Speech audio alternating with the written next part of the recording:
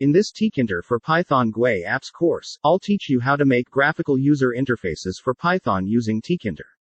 You'll be surprised just how quickly you can create some pretty cool looking apps. I'll show you the ins and outs, and then I'll show you how to package your app as a .x file that you can share with others. We'll start by learning all about the main TKinter widgets. Everything is a widget, from labels to buttons, input boxes, and more. After we've learned all the major widgets, we'll build a fun math flashcard app.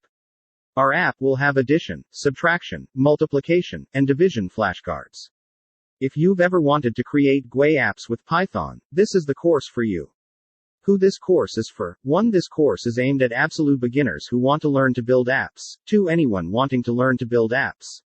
What will I learn? 1. Introductory TKinter. 2. How to build basic apps with TKinter and Python. 3. Download and install Python. 4. Create executable.x apps. And the requirements for this course are: 1. No special tools are necessary to take this course. 2. A basic understanding of Python is helpful.